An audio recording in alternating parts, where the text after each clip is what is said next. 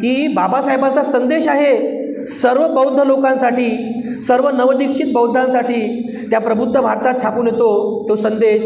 आणि त्या संदेशामध्ये असं असते की दर रविवारी प्रत्येक बौद्धाने विहारात गेलेच पाहिजे, हा बाबासाहेबांचा संदेश त्या वर्तमानपत्रात छापलेला होता.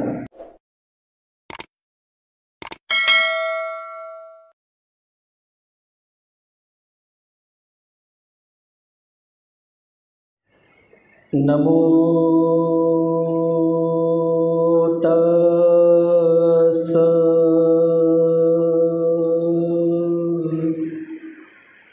भगवतो अरहतो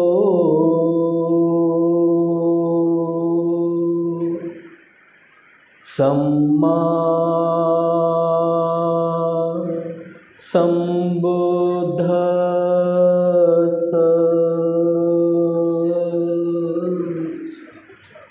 तथागत सम्यक संबुद्धांना त्रिवार अभिवादन करतो. तथागतांचा शुद्ध पवित्र सद्धम्म तथा या सद्धम्माचा अविरतपणे प्रचार आणि प्रसार करणारा पूजनीय भिक्खू संघ, या पूजनीय भिक्खू संघाला त्रिवार अभिवादन करतो. ज्यांच्या अमर्याद त्याग प्रभावामुळे या भारतभूमीला बुद्धभूमीचे रूप पुन्हा प्राप्त झालं, असे बौद्ध धम्माचे पुनरुद्धारक आम्हा सर्वांचे उद्धार करते प्रज्ञासूर्य बोधिसत्व डॉक्टर बाबासाहेब आंबेडकर यांच्या समग्र धम्मक्रांतीमध्ये जीवनाच्या शेवटच्या श्वासापर्यंत समर्पित राहून आजच्या या मंगलमय प्रसंगी माझ्या समवेत या ठिकाणी उपस्थित असलेले पूजनीय भिक्खू करुणानंदजी थेरो, पूजनीय भिक्खू धम्मबोधीजी थेरो आणि आपण सर्व धम्म उपासक, धम्म उपासिका, लहान बालक आणि बालिकांनो, धम्मदिसनेला सुरुवात करीत असताना, मुख्य विषयाला सुरुवात करीत असताना मी सर्वप्रथम तुम्हा सर्वांच्या प्रती मंगलकामना, आशीर्वाद वचन अर्पण करतो. विशेष करून त्यांच्याप्रती मंगलकामना अर्पण करतो की ज्यांनी तन मन धन दान कर्म करून, पुण्य करून या विहाराला पूर्णत्वास नेण्यासाठी सहकार्य केलं, दान केलं. त्या सर्व दानदायक, दानदायिका त्या सर्वांप्रती मी पुनश्च एकदा मंगलकामना अर्पण करतो, शुभेच्छा आणि आशीर्वाद वचन अर्पण करतो. उपस्थितांनो, काल आपल्या सर्वांच्या उपस्थितीमध्ये या सुंदरशा अशा बुद्ध विहाराचं उद्घाटन आणि लोकार्पण आपण केलं. पूजनीय बंधूजींच्या हस्ते विहाराच्या नामफलकाचं सुद्धा उद्घाटन झालं. आपण सर्वांनी या विहाराला सुंदर असं ऐतिहासिक नावसुद्धा दिलेलं आहे, राजगृह. तुमच्यापैकी बरेचसे लोक राजगृहला गेली असतीलच. भगवान बुद्धाच्या काळातील ते नगर होतं राजगृह, ज्याला आज राजगीर असं म्हणतात. तर राजगृह हे नाव आपण या विहाराला दिलं, हे सुद्धा ऐतिहासिक आहे. कारण भगवान बुद्धांना म्हणजे बुद्धत्व प्राप्त केल्यानंतर जे पहिलं दान, पहिलं जे दान भगवान बुद्धांना मिळालं होतं ते राजगृहमध्ये आहे. कारण राजा बिंबिसार राजगृहाचा राजा होता आणि राजा बिंबिसार याने अतिशय श्रद्धापूर्वक तथागतांना आणि तथागतांच्या पूज्य भिक्खू संघाला राजगृहामध्ये आमंत्रित केलं, भोजनदान दिलं आणि पहिलं दान जे भिक्खू संघाला, बुद्ध प्रमुख भिक्खू संघाला पहिलं दान जे प्राप्त झालं ते म्हणजे राजा बिंबिसार, राजगृहचा राजा बिंबिसाराने त्याच्याच राज्यातील वेळुवन भिक्खू संघाला दान दिलं. हे पहिलं दान होतं जे भगवान बुद्धांना प्राप्त झालं. ते वेळुवन आजही त्या ठिकाणी आहे. तुमच्यापैकी जर कोणी बुद्ध दर्शन सहलीमध्ये गेलेत तर बुद्धगयेपासून 80 ते 90 किलोमीटर अंतरावर ते राजगृह शहर आहे. त्या ठिकाणी आजही भगवान बुद्धांची पाऊलखुणं आजही इतिहासाच्या दृष्टीने आपल्याला पाहायला मिळतात. तर असं ते ऐतिहासिक शहर आहे. त्या राजगृहाचं नाव आपण या बुद्ध विहाराला दिलेलं आहे. ऐतिहासिक आहे, खूप ऐतिहासिक आहे. आणि कालच आपण या विहाराचं लोकार्पण केलं, उद्घाटन केलं आणि पुनश्च एकदा एका नव्या जबाबदारीसह, कर्तव्यांसह आपण आपले हे मानवी जीवन जगत आहोत. आज पुनश्च एकदा आपल्या सर्वांना तथागतांचा एक महत्त्वपूर्ण संदेश आणि बाबासाहेबांचा एक महत्त्वपूर्ण संदेश आपल्याला देण्याचा मी इथे प्रयत्न करीत आहोत. आपण पाहतो की या भारत देशामध्ये विविध धर्माची लोकं राहतात, विविध पंथांची लोकं राहतात, संप्रदायांची लोकं राहतात. जेव्हा आपण या विविध धर्मीय लोकांकडे पाहतो तेव्हा या भारतामध्ये असलेल्या विविध धर्मीय लोकांमध्ये महाराष्ट्रातील जो बौद्ध समाज आहे, बौद्ध धर्मीय माणूस आहे, तो सर्वाधिक तरुण आहे. बरोबर? सर्वाधिक तरुण आहोत ना आपण धर्माच्या दृष्टीने. कारण आपल्या सर्वांना बौद्ध बनून किती वर्ष झाली?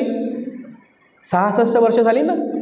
14 ऑक्टोबर 1956 ते 14 ऑक्टोबर 2022 66 वर्ष झाली. आणि आता हे 67व्या वर्षामध्ये आपण जीवन जगत आहोत. बरोबर आहे?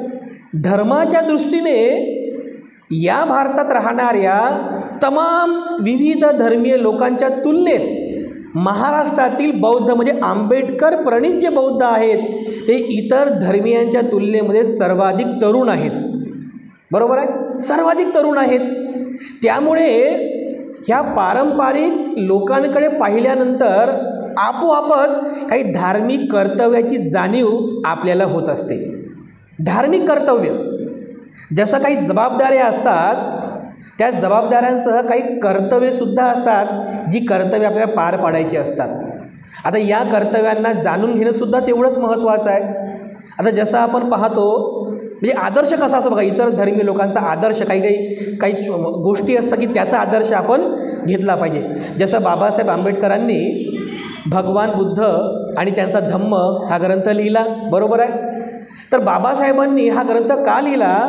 कारण बाबासाहेब म्हणतात की ख्रिश्चन लोकांचा जसा बायबल हा एकमेव ग्रंथ आहे, एकमेव ग्रंथ, त्या बायबलच्या धर्तीवर बौद्ध धर्माचा सुद्धा असा एक ग्रंथ असावा.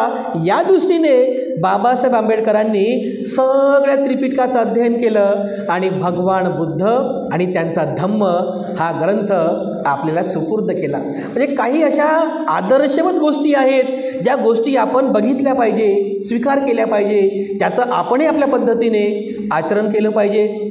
जसं उदाहरणार्थ जसं आता भंतेजींनी सुद्धा सांगितलं, एक मुस्लिम समुदायातला व्यक्ती जो मुस्लिम बांधव आहे त्याच्याकडे तुम्ही पहा. बरोबर? एक मुस्लिम बांधव न चुकता कितीही काम असू देत, कितीही बिझी असू देत, परंतु न चुकता एक मुस्लिम बांधव दर शुक्रवारी तो मस्जिदीमध्ये जातो. त्याचं जे पूजास्थळ आहे मस्जिदीमध्ये जातो, नमाज करतो न चुकता, तो कधीही विसरत नाही. किंवा कोणत्या प्रकारचे एक्सक्यूजेस पुढं आणत नाही कि ऐसा हुआ इसलिए मैं नहीं जा सका, अरे ऐसी बात हुई इसलिए मैं नहीं जा सका, नहीं कर सका. तो एक्सक्यूजेससुद्धा पुढं करत नाही, कारणंसुद्धा पुढं करत नाही. अनायसे जर कधी यदा कदाचित त्या बांधवाकडून जर मस्जिदीमध्ये जाणं झालं नाही, नमाज अदा करता आली नाही, तर तो अल्लाहला माफी मागतो. तुम्ही बघा त्यांचं जे आचरण करण्याची जी पद्धत आहे, म्हणजे त्यांची जी काही धार्मिक कर्तव्य आहेत ते धार्मिक कर्तव्य त्यांची ते पूर्ण करतात. एवढंच काय, तर जसं त्यांची कर्तव्य असं की दान देणं, त्यांना काय म्हणतात, मला वाटतं जकात काहीतरी असं, जकात का काहीतरी असं म्हणतात. म्हणजे मस्जिदीमध्ये जाऊन ते दानसुद्धा करतात, ते त्यांचं कर्तव्य आहे. तर ते विचार करतात, अरे हे मेरा कर्तव्य आहे. हे माझं कर्तव्य आहे, तर ते कर्तव्याची परिपूर्ततासुद्धा करतात. आणि प्रत्येक मुस्लिम बांधव मनामध्ये एक इच्छा नेहमीच बाळगतो की मला जीवनामध्ये एकदा तरी ते काय म्हणतात त्याला हज यात्रा म्हणतात ना, हज यात्रा मक्का मदीनाला जातात. मुझे ज़िंदगी में एक बार तो भी अल्लाह के दर्शन करने जाना है, मक्का मदीना जाना है. बघा बरं, एक मुस्लिम बांधव आपली धार्मिक कर्तव्य कशी पूर्ण करतो. ठीक आहे, मक्कामध्ये जाणं होणार नाही किंवा होईलही, पण मनामध्ये ती कर्तव्य पूर्ण करण्याची तो गाठ बांधतो ना, ही त्याची कर्तव्य असतात. किंवा एखादा ख्रिश्चन बांधव बघा, ख्रिश्चन बांधव जर तुम्ही बघितलं तर ख्रिश्चन समाजातील लोक ते जे बांधव असतात न चुकता दर रविवारी त्यांच्या पूजास्थळी जातात, म्हणजे चर्चमध्ये जातात आणि न चुकता सगळ्या परिवारासह म्हणजे पती पत्नी मुलं बाळं जेवढेही लोक असतील ते सगळी लोक चर्चमध्ये जातात आणि त्यांची जी पद्धत असेल त्या पद्धतीने ते धार्मिक पूजा वंदना करतात आणि त्यांची कर्तव्य ते पूर्ण करतात. तिथेही ते दान देतात, त्यांच्यामध्ये पण दान देण्याची परंपरा आहे, ते पण धार्मिक कर्तव्य पूर्ण करतात. ही एक आदर्श व त्यांच्यातली कर्तव्य परिपूर्ण करण्याची परंपरा आहे. एक हिंदू बांधव बघा, हिंदू बांधव बरेचसे तुमच्यापैकी बरेच लोकांचे मित्र पण असतील. हिंदू बांधवसुद्धा त्यांच्या पद्धतीने त्यांची धार्मिक कर्तव्य पूर्ण करण्याचा प्रयत्न करतो, बरोबर आहे की नाही. मग ज्या वेळेस या सर्व लोकांकडे आपण पाहतो की जी लोक त्यांच्या धर्माची कर्तव्ये पूर्ण करण्यासाठी आटोकाट प्रयत्न करतात, मग जेव्हा आपण स्वतःचं चिंतन करतो, आज मला बौद्ध बनून जेव्हा 66 वर्ष पूर्ण झाली, तर 66 वर्ष झाल्यानंतर जेव्हा मी स्वतःचं चिंतन करतो, मी ॲज अ बुद्धिस्ट, मी एक बौद्ध म्हणून मी माझ्या धार्मिक कर्तव्यांना कितपत पूर्ण करण्याचा प्रयत्न करतो. एक स्वतःचं आपण चिंतन करायचं. इतर लोकांच्या तुलनेमध्ये आपण आपली धार्मिक कर्तव्ये पूर्ण करण्यासाठी किती कटिबद्ध आहोत, किती प्रयत्न करतो, हे आपण स्वतःचं चिंतन करणं अतिशय महत्त्वाचं आहे. जेव्हा या दृष्टीने आपण चिंतन करू तर काही महत्त्वाच्या गोष्टी आपल्या समोर येतात. त्या गोष्टींना समजून घेऊन आपण आपली कर्तव्य कशी पूर्ण करावी याचं थोडंसं चिंतनसुद्धा करणं अतिशय महत्त्वाचं आहे. हा जो कोकण भाग आहे, म्हणजे समुद्र किनारी जो भाग आहे, मी पहिल्यांदाच या भागामध्ये धम्म दौऱ्याच्या निमित्तानं आलेलो आहे. नाही तर आमचे बरेचसे दौरे धम्म दौरा नागपूर, विदर्भ किंवा जो मराठवाडा परिसर आहे, नांदेड, औरंगाबाद किंवा मुंबई, पुणे वगैरे इथपर्यंतच आमचे दौरे, बहुतांश दौरे आमचे इथपर्यंतच असतात. पहिल्यांदाच कोकण दौऱ्यामध्ये आलो आम्ही. तर हे सर्व महाराष्ट्रभर फिरत असताना आम्ही स्वतः चिंतन करतो की कुठे कुठे धार्मिक चळवळ खूप जोमात सुरू आहे आणि कुठे कुठे धार्मिक चळवळ जी आहे ती अत्यंत स्लो आहे, कासव गतीनं किंवा असं म्हणजे मुंगी गतीनं हळूहळू असं समोर जाते आहे. तर आपला जो कोकण जो भाग आहे, हा कोकण भागसुद्धा असंच कासव गतीनं धार्मिक प्रगती करत आहे, म्हणजे हळूहळू प्रगती करत आहे. त्याचे कारणंसुद्धा आहेत, त्याचे अनेक कारणं आहेत. बाकी इतर गोष्टींच्या तुलनेमध्ये जेव्हा आपण धार्मिक दृष्टिकोनातून बघतो तर हा धार्मिक दृष्टिकोन किती महत्त्वाचा आहे हे तुमच्या लक्षात येईल. बाबासाहेब आंबेडकरांनी ज्यावेळेस बौद्ध धम्माची दीक्षा घेतली, त्यानंतर बाबासाहेबांचा म्हणजे ते वर्तमानपत्र होतं प्रबुद्ध भारत नावाचं एक वर्तमानपत्र बाबासाहेब चालवत असत.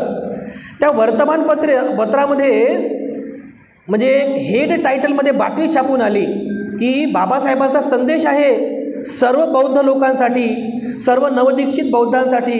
त्या प्रबुद्ध भारतात छापून येतो तो संदेश आणि त्या संदेशामध्ये असं असते की दर रविवारी प्रत्येक बौद्धाने विहारात गेलेच पाहिजे, हा बाबासाहेबांचा संदेश त्या वर्तमानपत्रात छापलेला होता. दर रविवारी प्रत्येक बौद्धाने विहारात गेलेच पाहिजे, हे बाबासाहेबांनी आपल्यावर दिलेलं एक धार्मिक कर्तव्य आहे. ती आपली जबाबदारी आहे, ती कर्तव्य पूर्ण करणे, की आपण बाबासाहेबांनी सांगितलेल्या या संदेशाला कितपत जाणतो आणि त्याप्रमाणे कितपत वागण्याचा प्रयत्न करतो. तेव्हा जेव्हा आपण चिंतन करूया तेव्हा लक्षात येईल की आपल्याकरिता ही गोष्ट काही प्रमाणामध्ये सुधारित झालेली आहे आणि काही प्रमाणामध्ये जसं आपण म्हणतो ना थोडंसं आणखीन सुधारणा होणे बाकी आहे. तर आपलं हे पहिलं धार्मिक कर्तव्य आहे प्रत्येक बौद्धांचं की दर रविवारी आपण बुद्ध विहारात गेलेच पाहिजे. एवढंच काय तर एकटंच नाही, परिवारासह बुद्ध विहारात गेलं पाहिजे. जेव्हा आम्ही काल हे बुद्ध विहार बघितलं ती भंतेजींना पण म्हटलं किती सुंदर बुद्ध विहार आहे हो. मी याचे फोटो काही व्हॉट्सअपला आणि फेसबुकला पण टाकले. इतके लोकांची रिप्लाय आले, मोहिते साहेब अरे किती सुंदर बुद्ध विहार आहे. हा मागचा जो भाग दिसतो का हिरवळीचा भाग पूर्ण किती सुंदर बुद्ध विहार दिसतो आहे. लोक एकदम आनंदी झाले, आम्हाला पण खूप आनंद झाला, किती सुंदर बुद्ध विहार आहे. मग आपण एवढ्या कष्टाने मेहनतीने संघर्ष तर करावाच लागतो ना. संघर्ष सहज सगळ्या गोष्टी होत नाही. एवढं सर्व करून जेव्हा आपण बुद्ध विहार निर्माण केलं तर मला असं वाटतं बुद्ध विहार निर्माण करूनच चालणार नाही. हे तर आवश्यक आहे, पहिली स्टेज आहे, बुद्धविहार आवश्यक आहे. परंतु बुद्धविहार निर्माण करून आपली जबाबदारी संपली असा विचार आपण कधीही करू नये. कारण बुद्धविहार हे आपल्या धार्मिक चळवळीचं मुख्य केंद्र आहे. धार्मिक चळवळीचे मुख्य केंद्र आहे. ज्या काही धार्मिक संस्काराच्या गोष्टी घडतात त्याची सुरुवात या बुद्धविहारामधून होत असते. केवळ सुंदर बुद्धविहार आहे तेवढ्यावरच चालणार नाही, तर त्या बुद्धविहाराचा परिपूर्ण लाभ आपल्या सर्वांना घेता आला पाहिजे. केवळ इन्स्ट्रुमेंट आपल्याकडे आहे, पण इन्स्ट्रुमेंट चालवण्यासाठी जर प्रोसिजर नसेल तर त्याचा काही लाभ होत नाही. जेव्हा मी काल आपल्या गावात आलो, गावात आल्याबरोबर मोहिते साहेबांकडे भोजनदान होतं. भोजनदानासाठी आम्ही बसलो, सहज मोबाईल काढला मी बाहेर आणि बघितलं, अरे म्हटलं रेंजच नाही मोबाईलला. मग एअरटेलचं कार्ड आहे, रेंज कवरेज नाही म्हटलं मोबाईलला. मी भंतेजींना विचारलं, भंतेजी म्हटलं तुमच्या मोबाईलला रेंज आहे का. भंतेजींनी मोबाईल बघितला, त्यांच्या मोबाईलला रेंज नाही. मी त्या भंतेजींना विचारलं, भंतेजी म्हटलं तुमच्या मोबाईलला रेंज आहे का बघा बरं. त्यांच्या मोबाईलला रेंज नाही. मी सहज म्हटलं बघा म्हटलं 1-1 लाखाचे मोबाईल आपल्याकडे आहेत पण रेंजच नाही तर काय फायदा. बरोबर आहे की नाही. म्हणजे आपल्याकडे 50,000चे 60,000चे 1 लाखाचा मोबाईल आहे, 1 लाखाचा मोबाईल आहे. अहो पण इथं रेंजच नाही आहे तर त्या मोबाईलचा काय वापर करायचा आपण. फक्त फोटोज काढायचे का आपण, फक्त फोटो काढायचे. हां पण ते फोटो काढून ते नेटवर टाकण्यासाठी ह्या सगळ्या गोष्टी पाहिजेत ना, रेंज पाहिजे ना. मग तेव्हा लक्षात आलं की फक्त इन्स्ट्रुमेंट असून काही फायदा नाही आहे. इन्स्ट्रुमेंट चालवण्यासाठी आपल्याकडे तशा प्रकारची प्रोसिजर असणंसुद्धा गरजेचं आहे जसं मोबाईल आहे. अगदी या उदाहरणावरून तुमच्या लक्षात येईल की इतकं सुंदर जेव्हा बुद्धविहार आपण या ठिकाणी निर्माण केलं त्या विहारामधून पाहिजे त्या समग्र गोष्टी या विहारातून कार्यप्रणालीत झाल्या पाहिजे. हे आपली कर्तव्य आहे. तर पहिलं कर्तव्य आपण सर्वांनी लक्षात घ्यावं. बौद्ध म्हणून जीवन जगत असताना आपलं पहिलं कर्तव्य आहे, बौद्ध म्हणून जीवन जगत असताना आपलं हे पहिलं कर्तव्य आहे की मी माझ्या परिवारासह दर रविवारी बुद्धविहारात जाईल.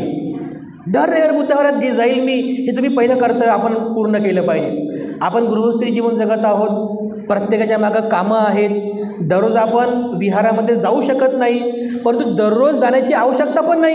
पण किमान एक दिवस धम्म डे म्हणून आपण साजरा करू शकतो. धम्म डे जसं संडे धम्म स्कूल चालवतात तसा धम्मा डे म्हणून रविवारचा दिवस आपण विहारामध्ये घालवला पाहिजे, विहारामध्ये व्यतीत केला पाहिजे. तर आपण त्या दिवशी अशा प्रकारचा जर कार्यक्रम नियोजित केला तर त्यानुसार विहारामध्ये येणाऱ्या लोकांची संख्या वाढेल आणि विहारामधून आपली धार्मिक कर्तव्य आहेत हे धार्मिक कर्तव्यसुद्धा पूर्ण करण्याचा आपण परिपूर्ण प्रयत्न करू. हे लक्षात ठेवलं पाहिजे. त्यानंतर आणखीन काही कर्तव्ये जी आपण पूर्ण करायला पाहिजे. आता भंतेजीसुद्धा बोलले की बऱ्याचशा ठिकाणी म्हणजे जातो तर त्या ठिकाणी गेल्यानंतर जे नवीन लोक असतात की ज्यांना फक्त आम्ही बौद्ध आहोत एवढंच त्यांना माहिती आहे, परंतु बौद्ध धम्माचं तत्त्वज्ञान त्यांना बिलकुलही माहीत नाही आहे. बरं तत्त्वज्ञान तर जाऊ दे, तत्त्वज्ञान थोडीशी कठीण गोष्ट आहे, पण किमान बुद्ध तत्त्वज्ञानाचं जे काही बेसिक नॉलेज आहे, बेसिक नॉलेज बुद्ध तत्त्वज्ञानाचं जे काही बेसिक नॉलेज आहे किमान हे बेसिक नॉलेजसुद्धा आपल्याला माहीत असलं पाहिजे. बेसिक म्हणजे पायाभूत ज्ञान आपल्याकडे असलं पाहिजे. तर पायाभूत ज्ञान जेव्हा आम्ही लोकांना म्हणजे पाहतो लोकांना तर लोक म्हणजे आम्ही पाहतो की लोकांना आणखीनही म्हणजे वंदन कसं करावं इथून सुरुवात आहे बघा. वंदन कसं करावं याची सुद्धा माहिती नाही की वंदन कसं केलं पाहिजे. आता बऱ्याच ठिकाणी जेव्हा जातो तर आम्ही सांगतो लोकांना की असं खाली बसा, गुडघ्यावरती बसा, छातीशी हात जोडा. आपल्याकडे पाया पडण्याची पद्धत नाही आहे, आपल्याकडे वंदन करण्याची पद्धत आहे. तर त्रिवार पंचांग प्रणाम करावा लागतो. मग लोक म्हणतात भंतेजी चांगलं झालं म्हणतात तुम्ही आम्हाला सांगितलं. तर त्यांना जेव्हा आम्ही सांगतो तर किमान बेसिक गोष्टीपासून त्यांची सुरुवात होत असते. काही काही लोक तर अशी आहेत की त्यांना किमान त्रिशरण आणि पंचशील हे सुद्धा माहिती नाही आहे. बेसिक आहे सगळं, हे बेसिक आहे. अजून तर तत्त्वज्ञान खूप मोठं आहे, खूप खूप मोठं आहे. पण किमान बेसिक जे नॉलेज आहे जे प्रत्येक बौद्ध व्यक्तीला माहीत असलं पाहिजे. किमान त्रिशरण आणि पंचशील काय आहे हे सुद्धा आपल्या सर्वांना माहीत असलं पाहिजे. इथून आपली सुरुवात आहे. विहारामध्ये आल्यानंतर भगवान बुद्धांच्या रूपापुढे बसून काय करावं, कशी पूजा करावी, वंदना कशी करावी, इथून आपली सुरुवात आहे. जसं आता भंतेजीने उदाहरण दिलं, आम्ही जेव्हा लग्नात जातो, लग्न कार्यासाठी आम्हाला विधी करण्यासाठी बोलवतात, तर तेव्हा आम्ही त्या वधूवरांकडे पाहतो तर आम्हाला आश्चर्य वाटते. जेव्हा म्हणतो की चला आता यानंतर नियोजित वर आणि नियोजित वधू भगवान बुद्धांची आणि बाबासाहेबांची पुष्पधूप दीपाने पूजा करतील. त्यांना ते समजतही नाही की नेमकी पूजा कशी करायची. हातामध्ये माचीस घेतात आणि उभे राहतात. त्यांना वाटतं की भंतेजी आम्हाला सांगतील. आम्ही म्हणतो की आपल्याला एवढे वर्ष झालेली आहेत, एवढ्या वर्षापर्यंत किमान बुद्धांची आणि बाबासाहेबांची पूजा कशी करावी एवढी जर आपल्याकडे ज्ञान नसेल तर आपण थोडंसं चिंतन करायला पाहिजे. या गोष्टीचं आपण खरंच चिंतन करायला पाहिजे. त्यांना त्रिवार पंचांग प्रणामसुद्धा कसा करावा हे सुद्धा माहीत नाही आहे. लग्नाचं वय झालं, एवढं ज्ञान त्यांना आतापर्यंत मिळालेलं नाही आहे. का तर आम्ही याचं जेव्हा आम्ही चिंतन करतो तर आम्हाला एक गोष्ट लक्षात येते की या गोष्टींचे संस्कार एकतर आई वडिलांकडून घरी मिळत असतात किंवा विहारामध्ये गेल्यानंतर या सगळ्या गोष्टी शिकता येतात.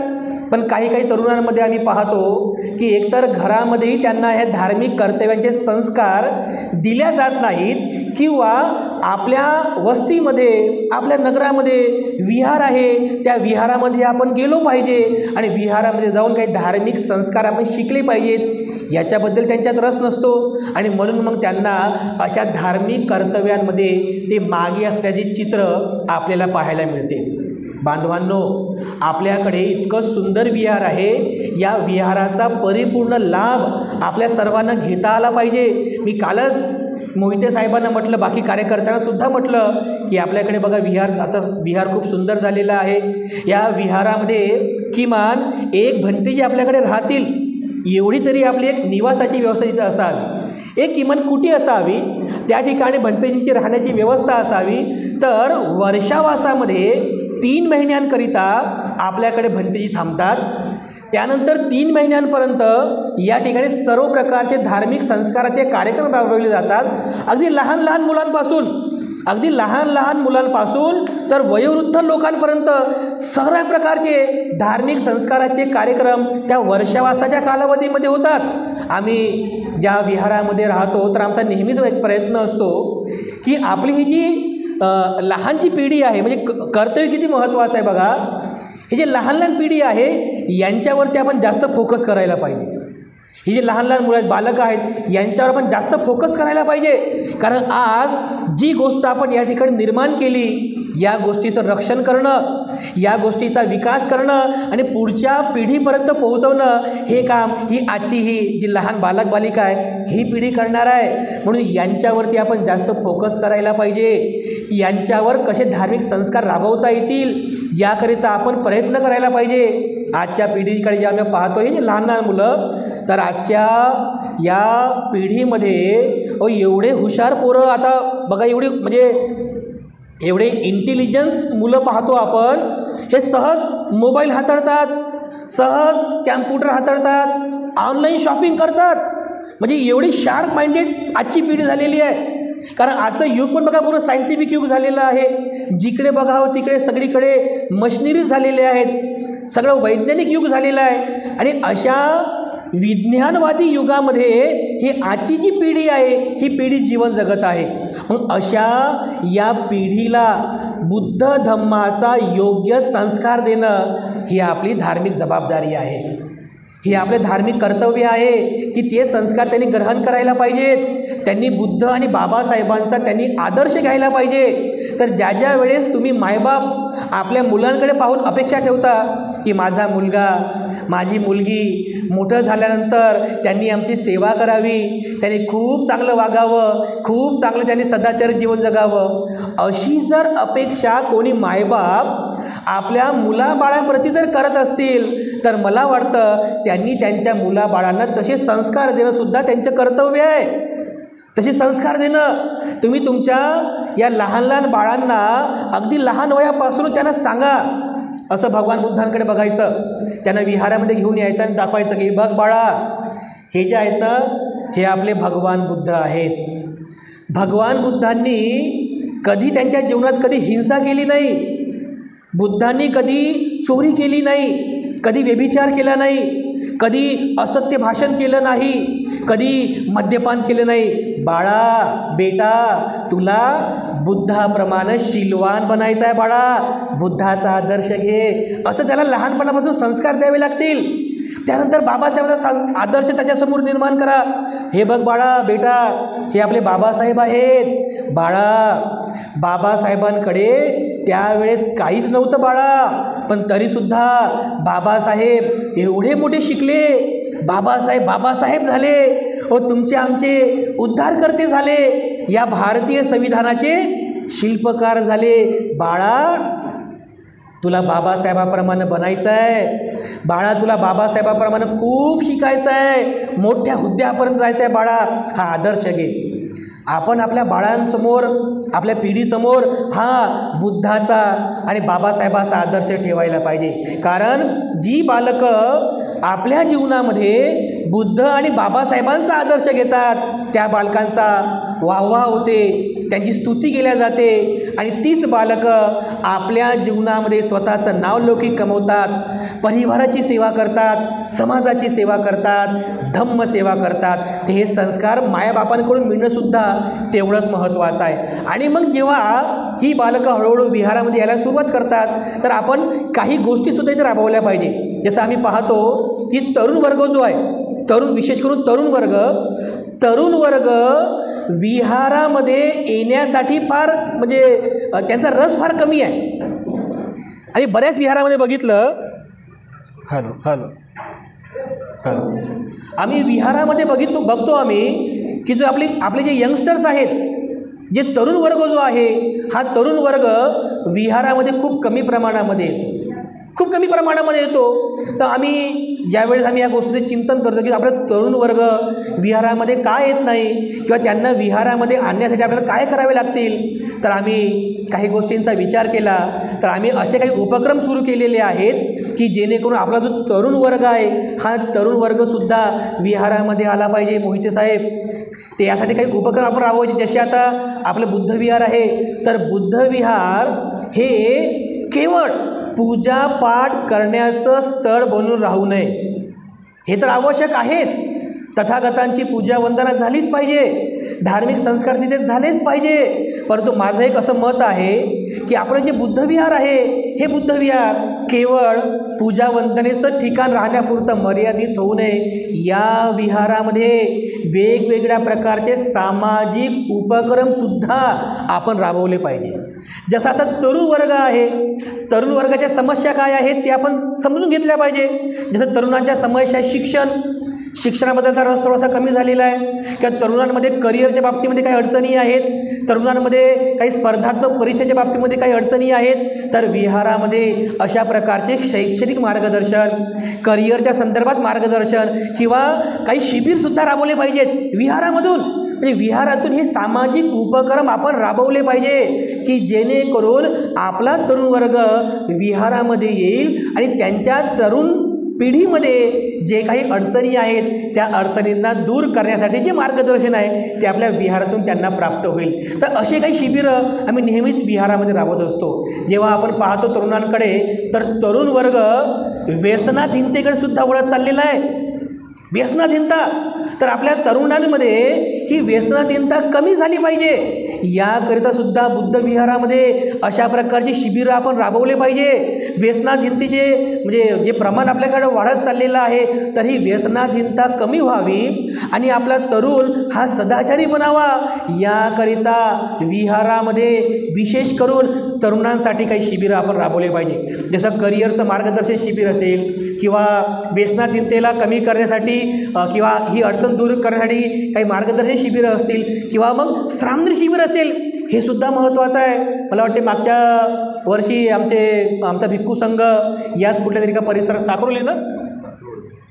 साकोली तालुका खेडमध्ये असं एक शिबिर झालं होतं. तर असे श्रामणेर शिबिर राबवणं सुद्धा गरजेचं आहे. जर जमलं तर आपण हे श्रामणेर शिबिरसुद्धा नक्की राबवावं.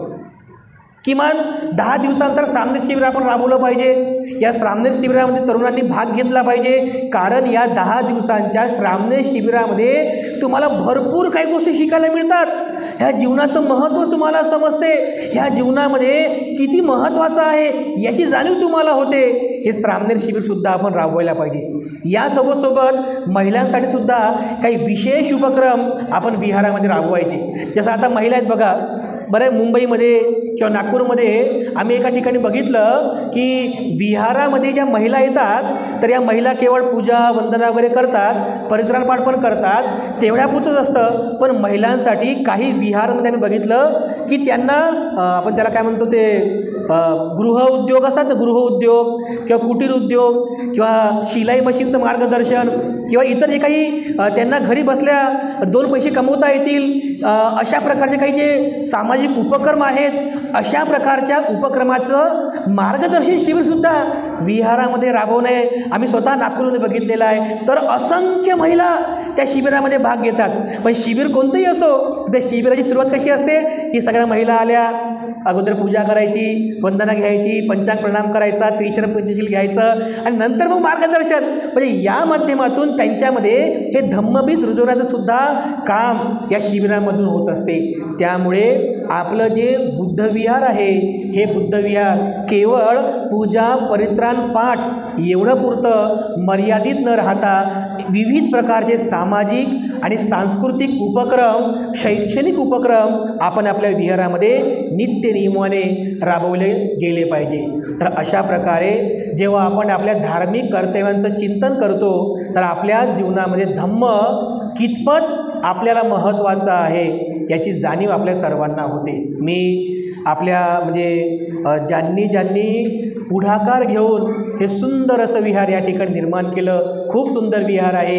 हे विहार एक आदर्श विहार असलं पाहिजे, जेणेकरून आपल्या संपूर्ण परिसरामध्ये, आपला जो परिसर आहे या परिसरामध्ये आपल्या राजगृह बुद्ध विहाराचा एक मोठा आदर्श लोकांनी घ्यावा. मगाशी येत असताना आम्ही आणखीन एक विहार बघा इथेच कुठेतरी बघितलं आम्ही.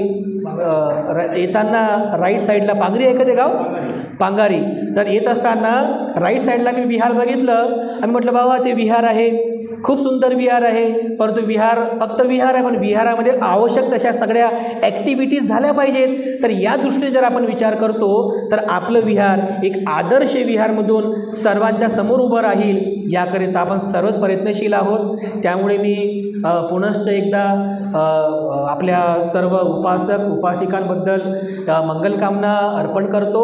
आपण जे राजगृह बुद्धविहार या ठिकाणी निर्माण केलं, या विहाराचा खूप चांगला लाभ आपण आपल्या जीवनामध्ये घ्यावा.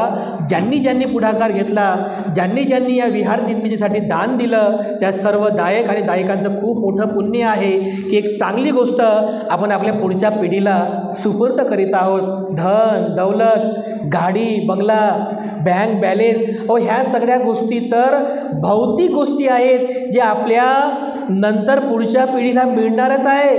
पण ही गोष्ट अशी आहे जी गोष्ट चिरकालपर्यंत टिकणारी आहे. आपल्या पिढीला हा सुंदर असा बुद्धविहाराचा धार्मिक संस्काराचा वारसा आपण दिलेला आहे. नक्कीच आपण सर्वच फार पुण्यवान आहात. या पुण्यबलाप्रती, या पुण्यकर्माप्रती मी पुनश्च एकदा आपल्या सर्वांप्रती मंगलकामना अर्पण करतो. राजगृह बुद्धविहाराच्या उद्घाटन आणि लोकार्पण संस्काराच्या निमित्ताने कालपासून जे जे काही पुण्यकर्म आपल्या हस्ते या ठिकाणी संपादित झालेलं आहे, या सर्व पुण्यकर्माप्रती मी अनंत मंगलकामना अर्पण करतो. सर्व उपासक आणि उपासिकांचं मंगल व्हावं, जय मंगल कल्याण व्हावं अशी मंगलकामना अर्पण करून मी या ठिकाणी थांबतो. सर्वांचं मंगल हो, सर्वांचं मंगल हो, सर्वांचं मंगल हो.